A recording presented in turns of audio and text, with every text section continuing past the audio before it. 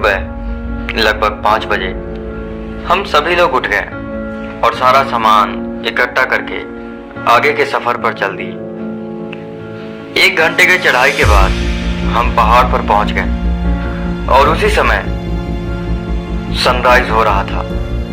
बगल में झरना और नेचर की सुंदरता देखते ही बन रही थी। सभी लोग कुछ देर के लिए प्रकृति की सुंदरता देखने में एकदम से मग्न हो गए।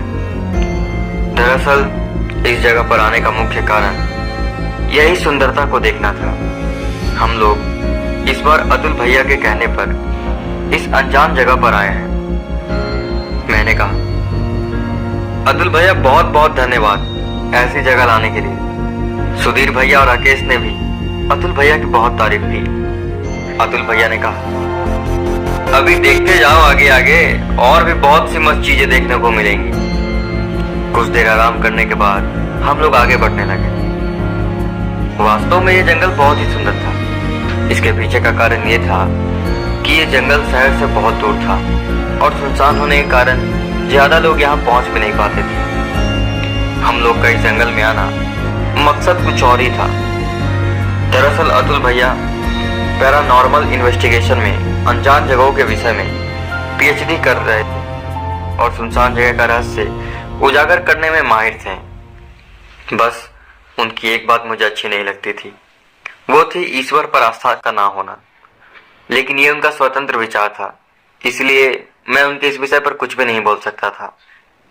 आज शाम तक जहां पहुंचना था वो अभी भी दूर था।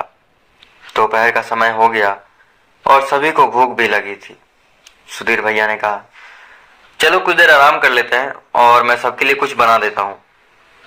बर्तन और जरूरी सामान हम लोग साथ में लेकर ही चल रहे थे और अतुल भैया ने भी पहले ही गांव वालों से बात करके इस जंगल के बारे में पता किया था।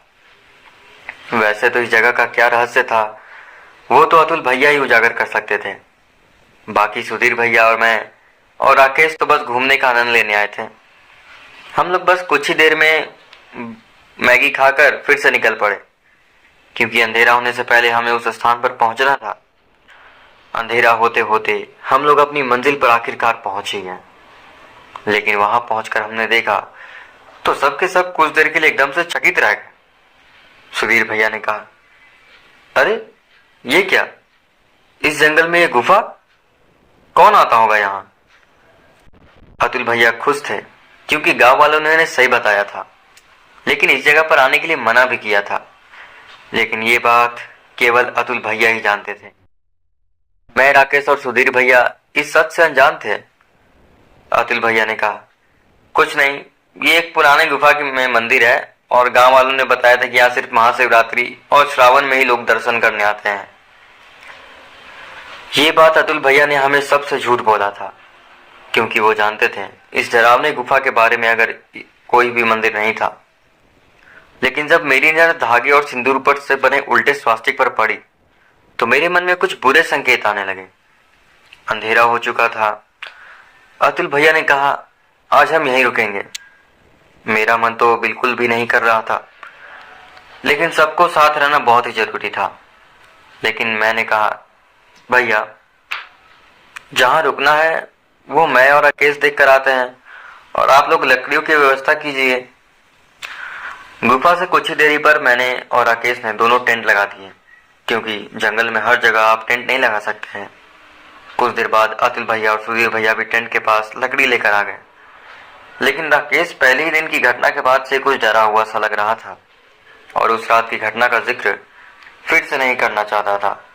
हम सभी लोग ने रात के भोजन की तैयारी चालू कर दी और भोजन करने सोने की तैयारी करने लगे। तभी मैंने देखा कि अतुल भैया गुफा के द्वारे के तरफ खड़े हुए थे। अतुल भैया बस उस गुफा को देख रहे थे और मुस्कुराए जा रहे थे। मेरे से रहा नहीं गया तो मैंने अतुल भैया से पूछा, भैया आप मुस्कुरा क्यों रहे हैं? आपको तो मंदिर और ईश्वर में आस्था ही नहीं है, फिर यहाँ क्यों रुके हैं? आपको भी डर लग रहा है क्या? मैंने हंसते हुए कहा। अतुल भैया हंसते हुए बोले, सो जा बाबू, कल इसका जवाब तुम्हें मिल जाएगा।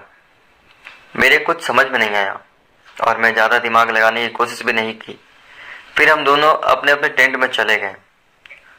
अब आगे की कहानी आगे के पार्ट में। तब तक के लिए धन्यवाद।